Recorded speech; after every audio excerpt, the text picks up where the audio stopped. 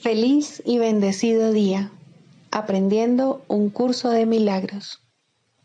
El secreto de la verdadera oración es olvidarte de las cosas que crees necesitar.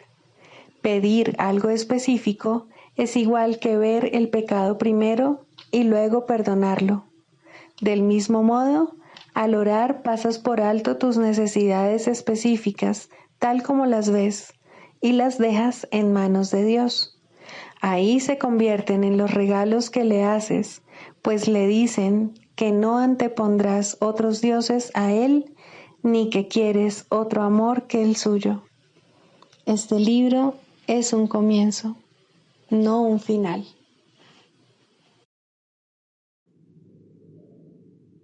Del prefacio, que postula, párrafo 10. Lo opuesto a ver con los ojos del cuerpo es la visión de Cristo, la cual refleja fortaleza en vez de debilidad, unidad en vez de separación y amor en vez de miedo. Lo opuesto a oír con los oídos del cuerpo es la comunicación a través de la voz que habla en favor de Dios, el Espíritu Santo, el cual mora en cada uno de nosotros. Su voz nos parece distante y difícil de oír, porque el ego, que habla en favor del yo falso y separado, parece hablar a voz en grito. Sin embargo, es todo lo contrario. El Espíritu Santo habla con una claridad inequívoca y ejerce una atracción irresistible. Nadie puede ser sordo a sus mensajes de liberación y esperanza, a no ser que elija identificarse con el cuerpo. Ni nadie puede dejar de aceptar jubilosamente la visión de Cristo a cambio de la miserable imagen que tiene de sí mismo. Introducción. Este es un curso de milagros. Es un curso obligatorio. Solo el momento en que decides tomarlo es voluntario. Tener libre albedrío no quiere decir que tú mismo puedas establecer el plan de estudios. Significa únicamente que puedes elegir lo que quieres aprender en cualquier momento dado. Este curso no pretende enseñar el significado del amor, pues eso está más allá de lo que se puede enseñar. Pretende, no obstante, despejar los obstáculos que impiden experimentar la presencia del amor, el cual es tu herencia natural. Lo opuesto al amor es el miedo, pero aquello que todo lo abarca no puede tener opuestos. Este curso puede, por lo tanto, resumirse muy simplemente de la siguiente manera. Nada real puede ser amenazado. Nada irreal existe. En esto radica la paz de Dios. Capítulo 1. El significado de los milagros. Primero, principios de los milagros. Principio 24. Los milagros te capacitan para curar a los enfermos y resucitar a los muertos, porque tanto la enfermedad como la muerte son invenciones tuyas y, por lo tanto, las puedes abolir. Tú mismo eres un milagro, capaz de crear a semejanza de tu Creador. Todo lo demás no es más que tu propia pesadilla y no existe. Solo las creaciones de luz son reales.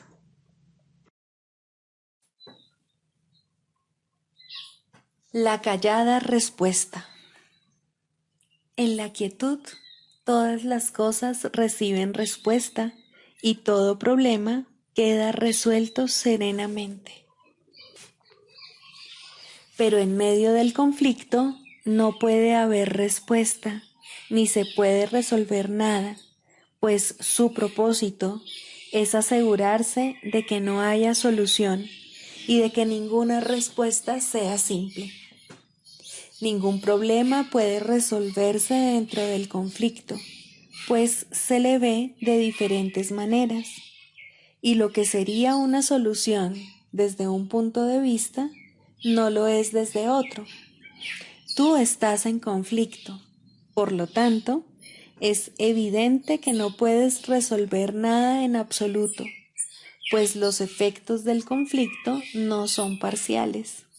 No obstante, si Dios dio una solución, de alguna manera tus problemas tienen que haberse resuelto, pues lo que su voluntad dispone ya se ha realizado.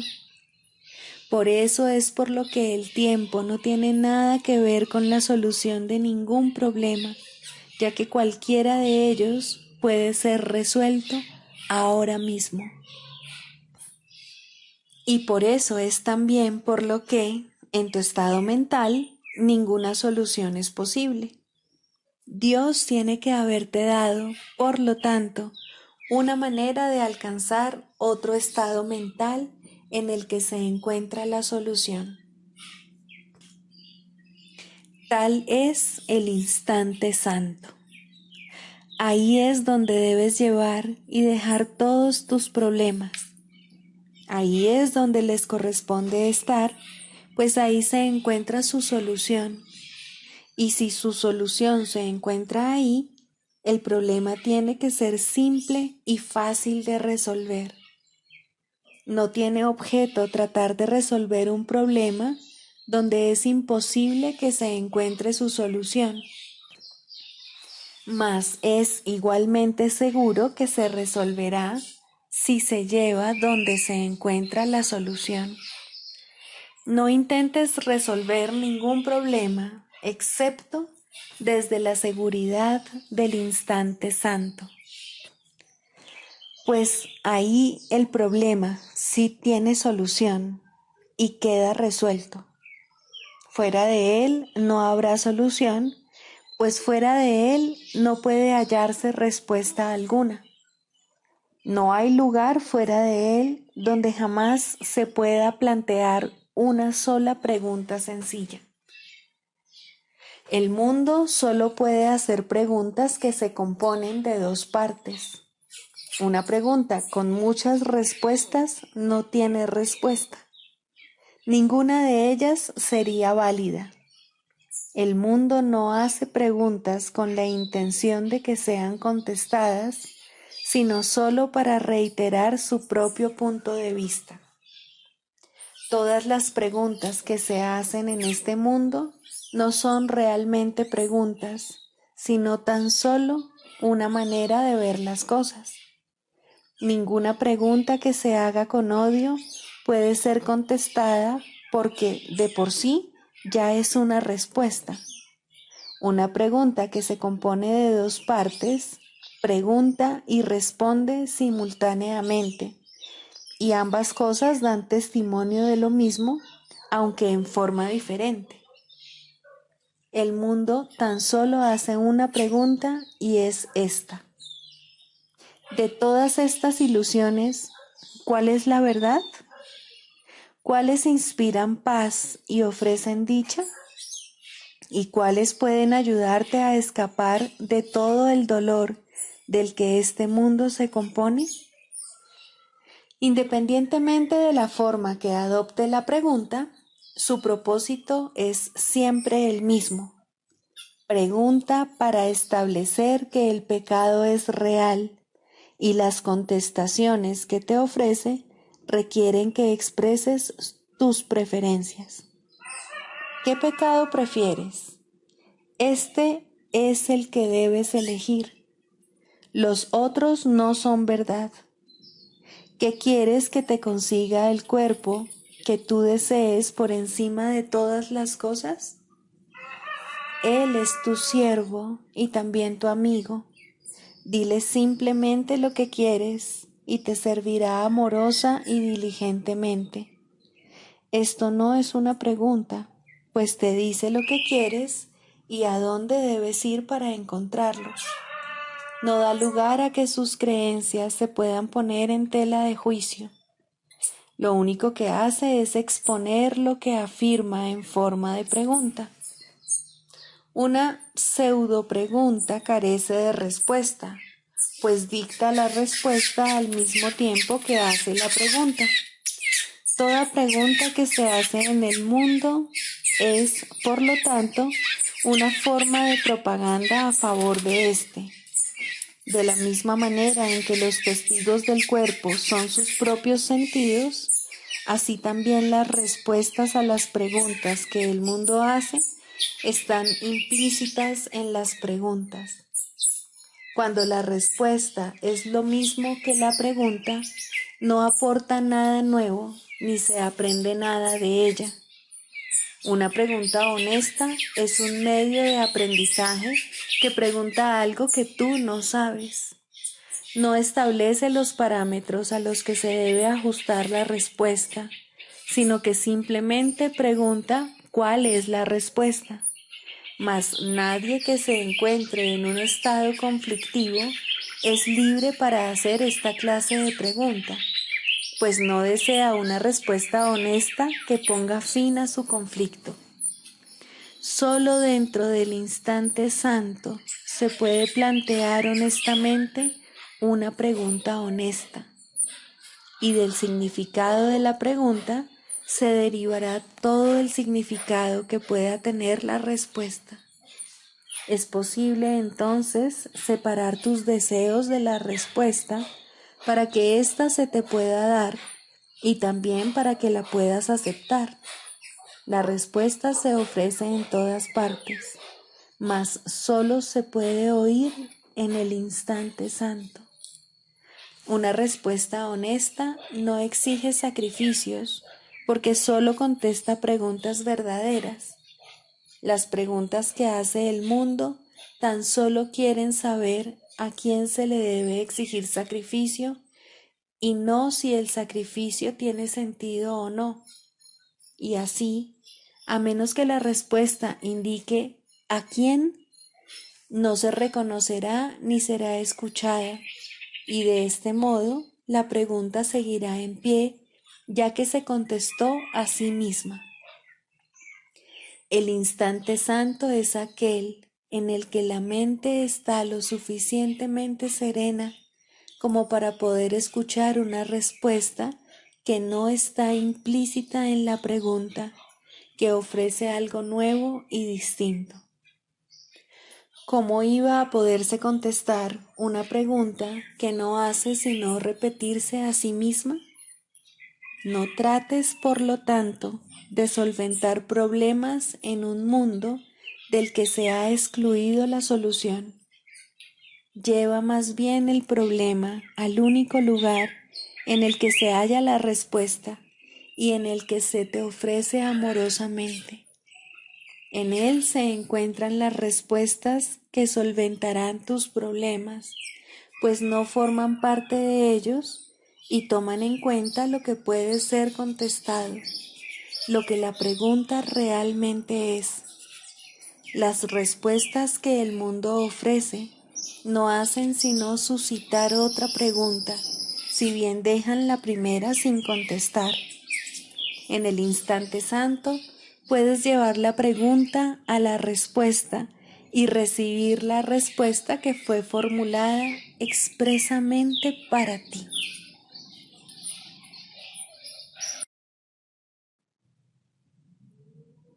Libro de ejercicios. Pregunta 13. ¿Qué es un milagro? Un milagro es una corrección. No crea ni cambia realmente nada en absoluto.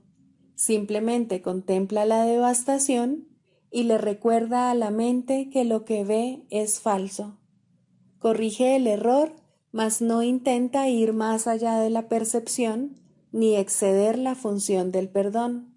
Se mantiene, por lo tanto, dentro de los límites del tiempo. No obstante, allana el camino para el retorno de la intemporalidad y para el despertar del amor, pues el miedo no puede sino desvanecerse ante el benevolente remedio que el milagro trae consigo. En el milagro reside el don de la gracia, pues se da y se recibe como uno, y así nos da un ejemplo de lo que es la ley de la verdad, que el mundo no ataca porque no la entiende. El milagro invierte la percepción que antes estaba al revés, y de esa manera pone fin a las extrañas distorsiones que ésta manifestaba. Ahora la percepción se ha vuelto receptiva a la verdad. Ahora puede verse que el perdón está justificado. El perdón es la morada de los milagros. Los ojos de Cristo se los ofrecen a todos los que Él contempla con misericordia y con amor. La percepción queda corregida ante su vista y aquello cuyo propósito era maldecir, tiene ahora el de bendecir. Cada azucena de perdón le ofrece al mundo el silencioso milagro del amor, y cada una de ellas se deposita ante la palabra de Dios en el altar universal al Creador y a la creación, a la luz de la perfecta pureza y de la dicha infinita. Al principio, el milagro se acepta mediante la fe, porque pedirlo implica que la mente está ahora lista para concebir aquello que no puede ver ni entender. No obstante, la fe convocará a sus testigos para demostrar que aquello en lo que se basa realmente existe. Y así, el milagro justificará tu fe en él y probará que esa fe descansa sobre un mundo más real que el que antes veías, un mundo que ha sido redimido de lo que tú pensabas que se encontraba allí. Los milagros son como gotas de lluvia regeneradora que caen del cielo sobre un mundo árido y polvoriento, al cual criaturas hambrientas y sedientas vienen a morir.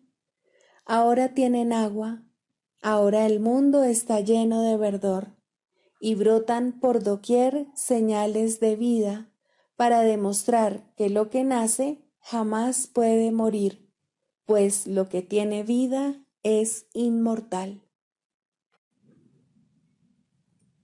Lección 346. Hoy me envuelve la paz de Dios y me olvido de todo excepto de su amor.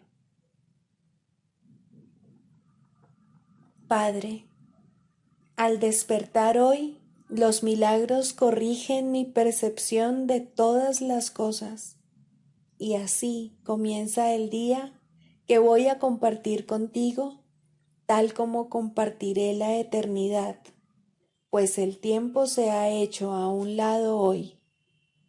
No ando en pos de cosas temporales, por lo tanto, ni siquiera las veré. Lo que hoy busco trasciende todas las leyes del tiempo, así como las cosas que se perciben en él. Quiero olvidarme de todo excepto de tu amor. Quiero morar en ti y no saber nada de ninguna otra ley que no sea tu ley del amor.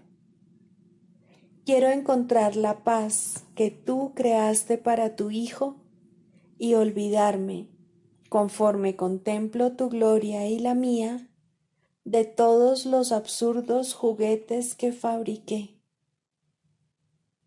Y al llegar la noche, recordaremos únicamente la paz de Dios, pues hoy veremos qué clase de paz es la nuestra cuando nos olvidamos de todo excepto del amor de Dios.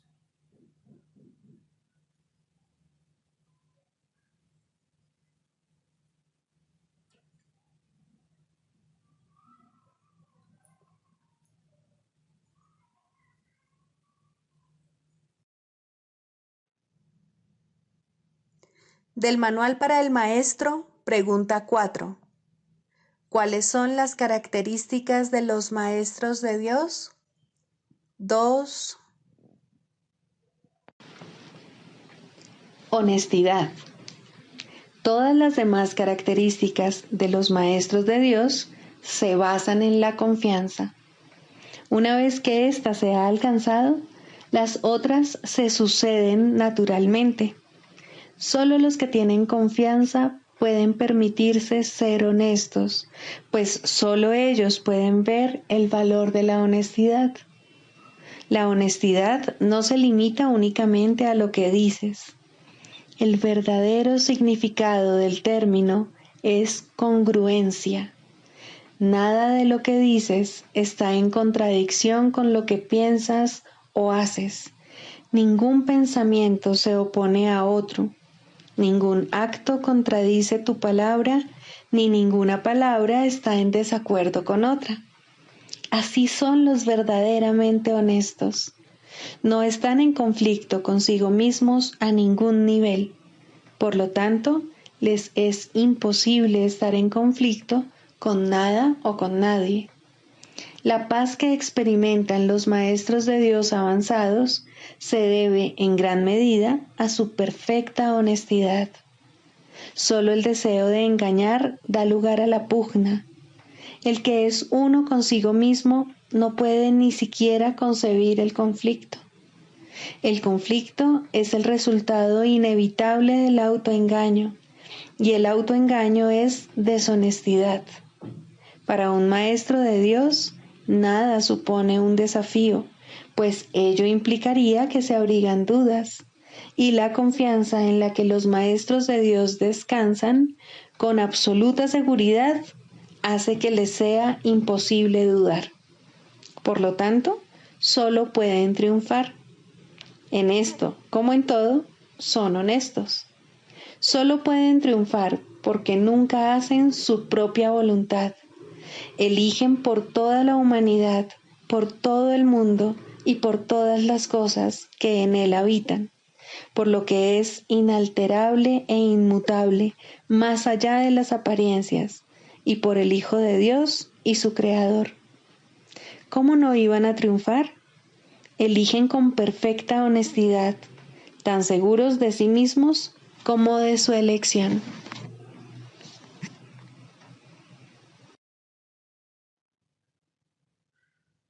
Manual para el Maestro, pregunta 12. ¿Cuántos maestros de Dios se necesitan para salvar el mundo? La respuesta a esta pregunta es uno solo. Un maestro absolutamente perfecto que haya completado su aprendizaje es suficiente. Este maestro santificado y redimido se convierte en el ser que es el Hijo de Dios, quien siempre fue únicamente espíritu, ya no se ve a sí mismo como un cuerpo, y ni siquiera como que se halla dentro de un cuerpo. Por lo tanto, es ilimitado, y al no tener límites, sus pensamientos están unidos eternamente a los de Dios. La percepción que tiene de sí mismo está basada en el juicio de Dios, no en el suyo propio. De esta manera comparte la voluntad de Dios y lleva sus pensamientos a las mentes que todavía están engañadas. Es eternamente uno porque es tal como Dios lo creó. Ha aceptado a Cristo y se ha salvado. De esta forma, el Hijo del Hombre se vuelve el Hijo de Dios. Esto no es realmente un cambio, es más bien un cambio de mentalidad. Nada externo cambia, pero todo lo interno refleja ahora únicamente el amor de Dios. Ya no hay que temer a Dios, pues la mente no ve ninguna razón para el castigo. Los maestros de Dios aparentan ser muchos, pues eso es lo que necesita el mundo. Mas al estar unidos en un solo propósito, el cual comparten con Dios, ¿cómo podría haber separación entre ellos? ¿Qué importa entonces si se presentan de muchas maneras? Sus mentes son una, y así su unión es total. Y Dios opera ahora a través de ellos cual uno solo, pues eso es lo que son. ¿Por qué es necesaria la ilusión de que hay muchos? Únicamente porque para los ilusos la realidad no es comprensible.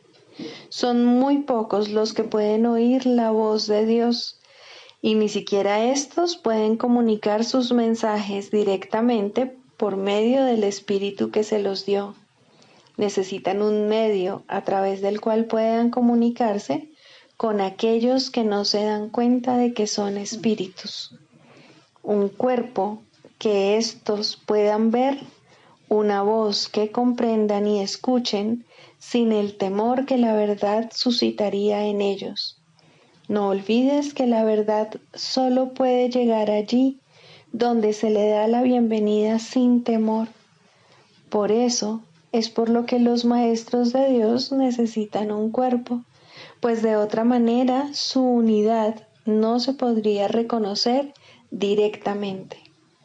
Lo que convierte a los maestros de Dios en maestros es su reconocimiento del verdadero propósito del cuerpo. A medida que avanzan en su profesión, se afianzan más y más en la certeza de que la función del cuerpo no es otra que la de permitir que la voz de Dios hable a través de ellos a otros oídos humanos. Estos oídos llevarán la mente del oyente mensajes que no son de este mundo, y la mente entenderá debido a su origen.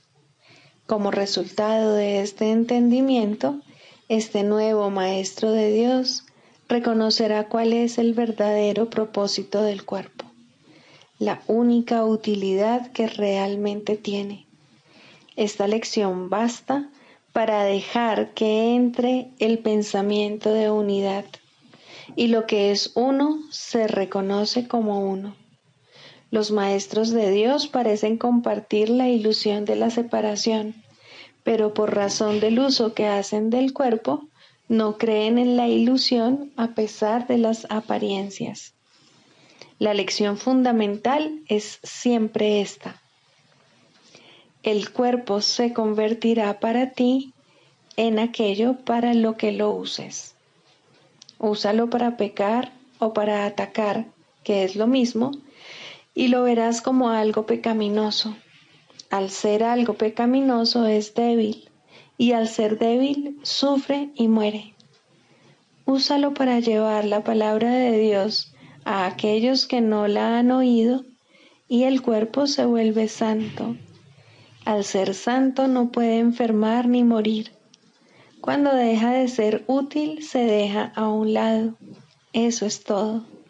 La mente toma esta decisión, así como todas las que son responsables de la condición del cuerpo. El Maestro de Dios, no obstante, no toma esta decisión por su cuenta. Hacer eso sería conferirle al cuerpo un propósito distinto del que lo mantiene santo. La voz de Dios dirá cuándo ha llevado a término su cometido, tal como le dice cuál es su función. Mas Él no sufre, tanto si se va como si se queda. Ahora es imposible que pueda enfermar. La unicidad y la enfermedad no pueden coexistir. Los maestros de Dios eligen ver sueños por un tiempo. Es una elección consciente, pues han aprendido que toda elección se hace conscientemente, con pleno conocimiento de sus consecuencias. El sueño afirma lo contrario, pero ¿quién pondría su fe en sueños una vez que los has reconocido como tales? Ser conscientes de que están soñando es la verdadera función de los maestros de Dios, quienes observan a los personajes del sueño ir y venir, variar y cambiar, sufrir y morir, mas no se dejan engañar por lo que ven. Reconocen que considerar a una de las figuras del sueño como enferma y separada no es más real que considerarla saludable y hermosa. La unidad es lo único que no forma parte de los sueños, y esta unidad, que indudablemente les pertenece, es lo que los maestros de Dios reconocen como lo que se encuentra tras el sueño, más allá de toda apariencia.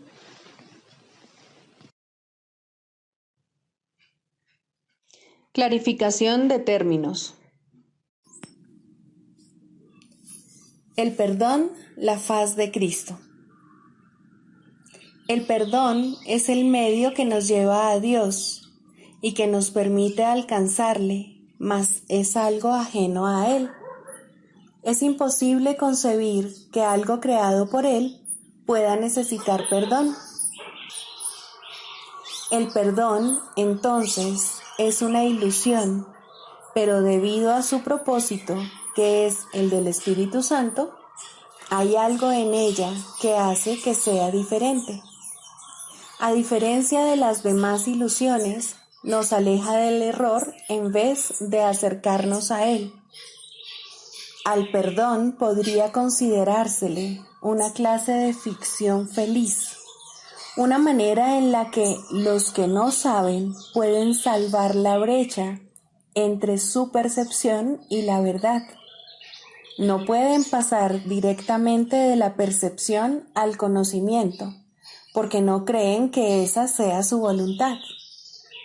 Esto hace que Dios parezca ser un enemigo en lugar de lo que realmente es, y es precisamente esta percepción de mente la que hace que no estén dispuestos a simplemente ascender y retornar a Él en paz. Y de este modo necesitan una ilusión de ayuda, porque se encuentran desvalidos, un pensamiento de paz porque están en conflicto. Dios sabe lo que su Hijo necesita antes de que Él se lo pida. Dios no se ocupa en absoluto de la forma, pero al haber otorgado el contenido, su voluntad es que se comprenda, y eso basta. Las formas se adaptan a las necesidades, pero el contenido es inmutable, tan eterno como su creador. Antes de que el recuerdo de Dios pueda retornar, es necesario ver la faz de Cristo. La razón es obvia. Para ver la faz de Cristo se requiere percepción. El conocimiento no es algo que se pueda ver, pero la faz de Cristo es el gran símbolo del perdón. Es la salvación. Es el símbolo del mundo real. El que la ve deja de ver el mundo. Está tan cerca ya del umbral del cielo como es posible estar mientras aún esté afuera. Mas desde ahí, un paso más basta para entrar. Es el paso final, y ese se lo dejamos a Dios. El perdón es un símbolo también, pero en cuanto que símbolo exclusivo de la voluntad del Padre, no puede ser dividido. Y así, la unidad que refleja se convierte en su voluntad. Eso es lo único que aún está en el mundo en parte y que, al mismo tiempo, es el puente que conduce al cielo. La voluntad de Dios es lo único que existe. Lo único que podemos hacer es pasar de la nada al todo, del infierno al cielo. ¿Es esto una jornada? No, en verdad no lo es, pues la verdad no va a ninguna parte. Pero las ilusiones cambian según el lugar o la época. El paso final no es más que otro cambio. Por ser una percepción, es en parte irreal. Sin embargo, esa parte desaparecerá. Lo que entonces quedará será la paz eterna y la voluntad de Dios. Ahora ya no hay deseos, pues los deseos cambian. Incluso lo que una vez se deseó puede volverse indeseable. Esto es así porque el ego jamás puede estar en paz, pero la voluntad es constante por ser el don de Dios, y lo que Él da es siempre como Él mismo. Este es el propósito de la faz de Cristo. Es el regalo de Dios para la salvación de su Hijo. Contempla únicamente esto y habrás sido perdonado. Cuán hermoso se vuelve el mundo en ese instante en el que ves la verdad acerca de ti mismo reflejada en él. Ahora estás libre de pecado y contemplas tu impecabilidad. Ahora eres santo y así lo percibes. Y ahora la mente retorna a su Creador, la unión de Padre e Hijo, la unidad de unidades que se encuentra detrás de toda unión, aunque más allá de todas ellas. No se ve a Dios, sino que únicamente se le comprende. No se ataca a su Hijo, sino que se le reconoce.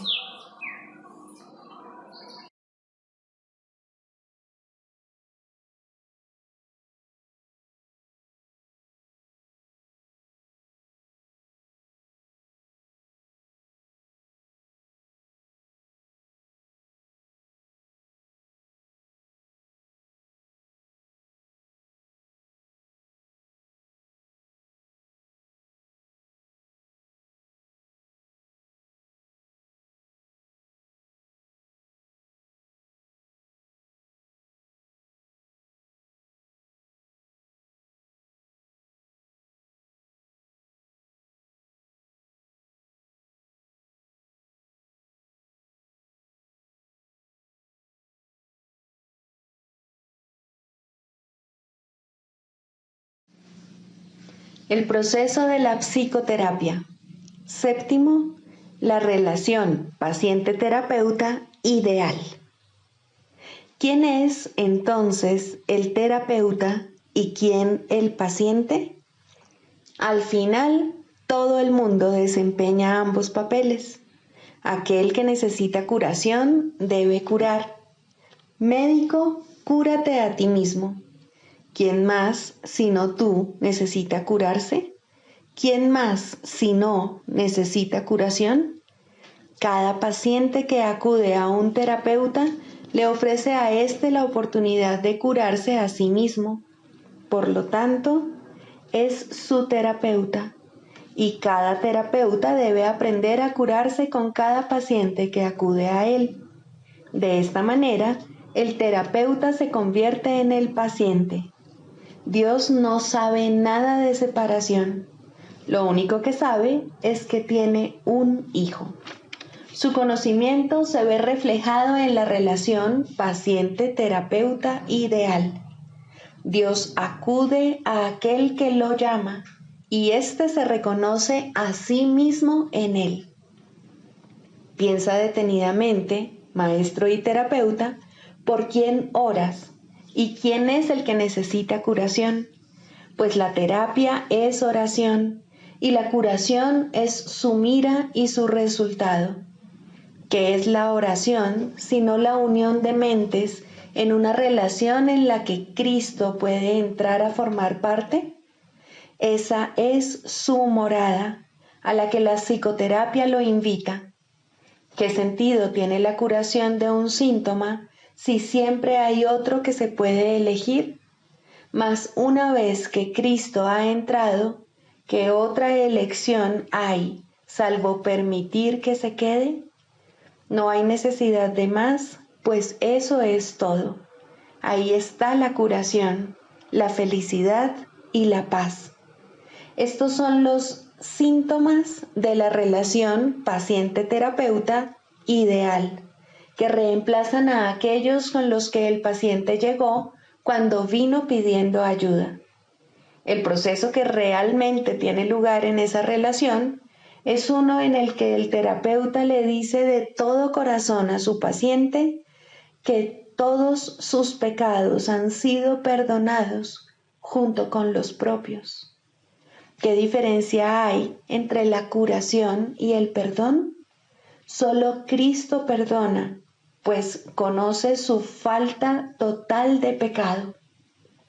Su visión sana la percepción y la enfermedad desaparece, pues una vez que su causa ha sido eliminada, no vuelve a presentarse más. Para que esto tenga lugar, no obstante, se necesita la ayuda de un terapeuta muy avanzado, capaz de unirse al paciente en una relación santa, en la que todo sentido de separación finalmente se supere.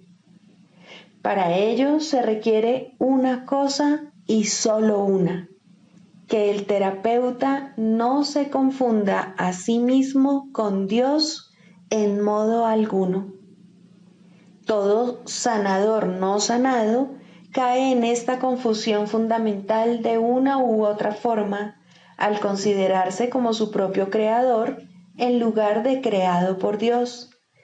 Rara vez, si acaso, es esta una confusión de la que es consciente, o el sanador no sanado se convertiría instantáneamente en un maestro de Dios y consagraría su vida a la verdadera curación.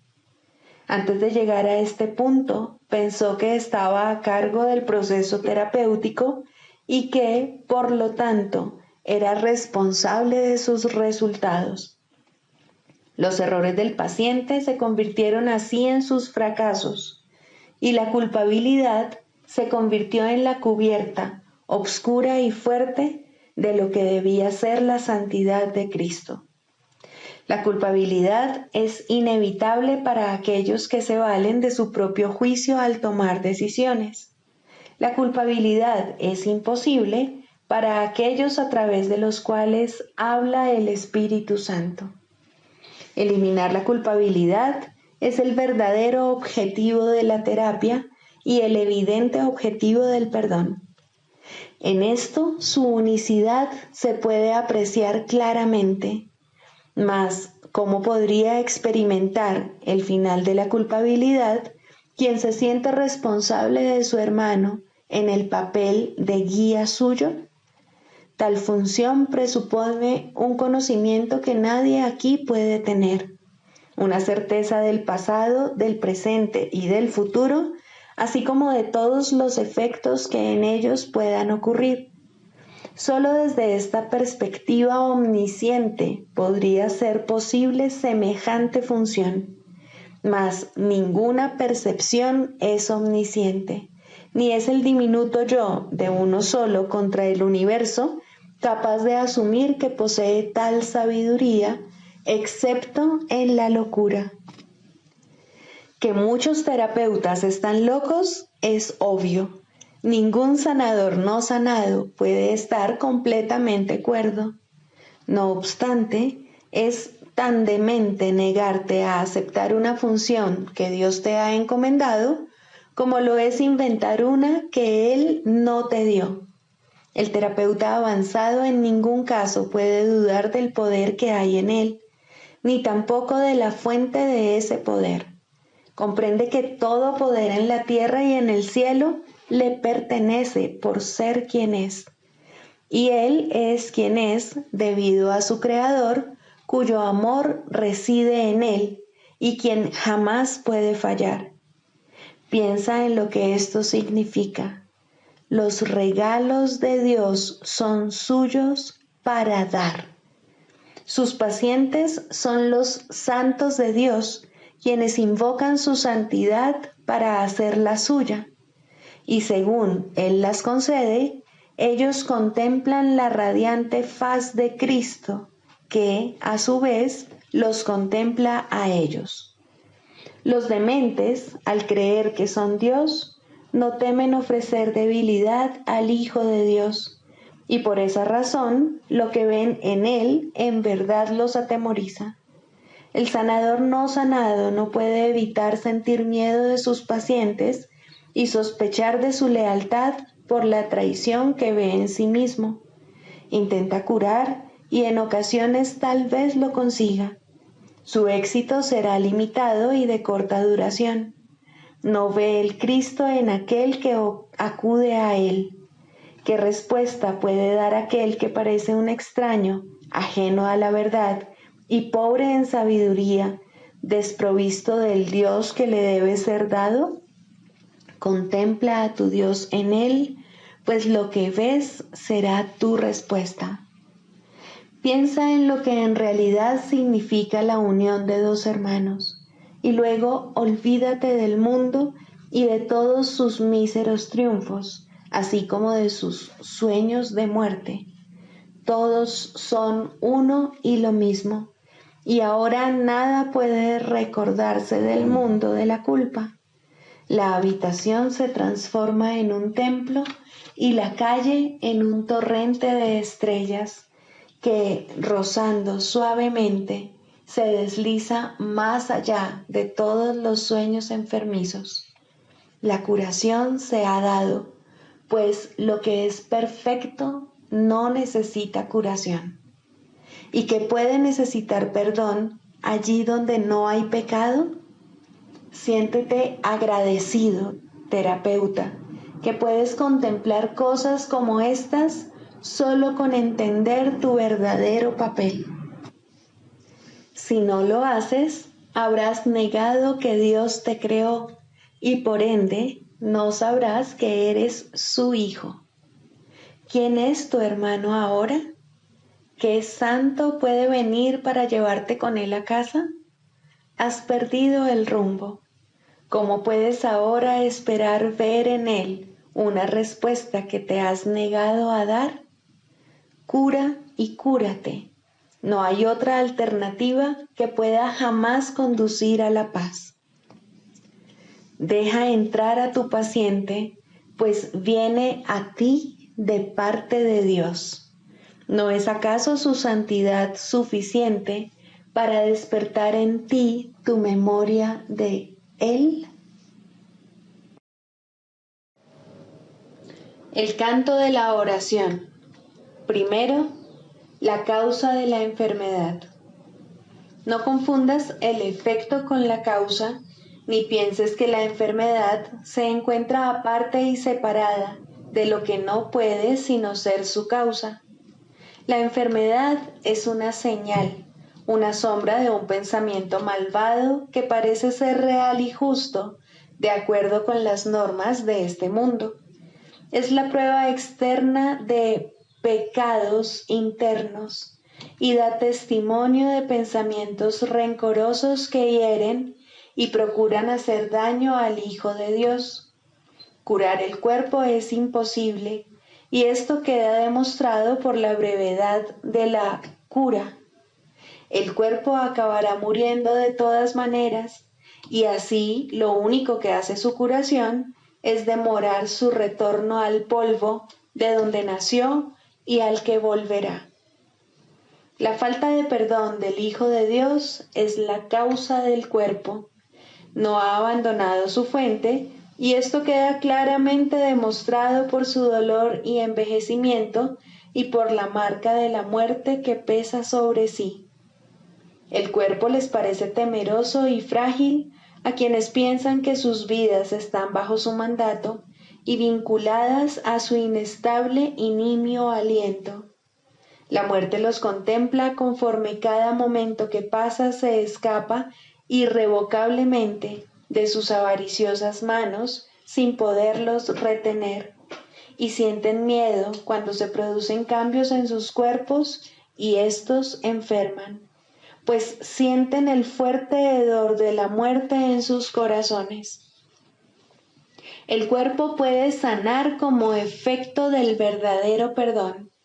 Solo eso puede traer el recuerdo de la inmortalidad, que es el don de la santidad y del amor.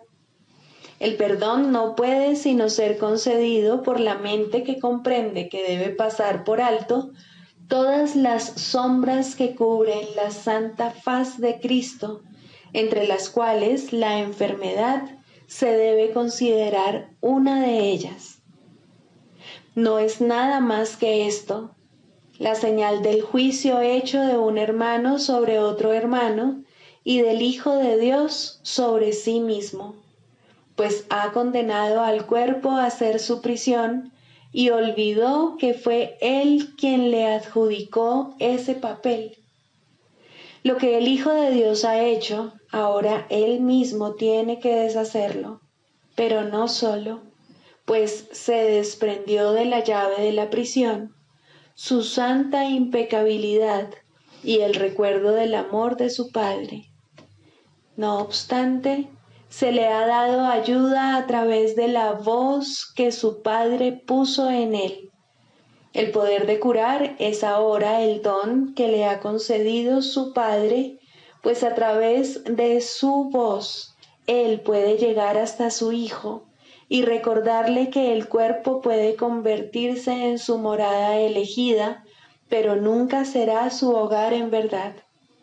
Es necesario distinguir, por lo tanto, entre la verdadera curación y su defectuosa contraparte. El mundo de los opuestos es el lugar de la curación, pues, ¿qué podría necesitar curación en el cielo? Tal como en el mundo, la oración puede pedir desacertadamente y la aparente caridad perdonar para matar. Así la curación puede ser tanto falsa como verdadera, testigo del poder del mundo o del eterno amor de Dios.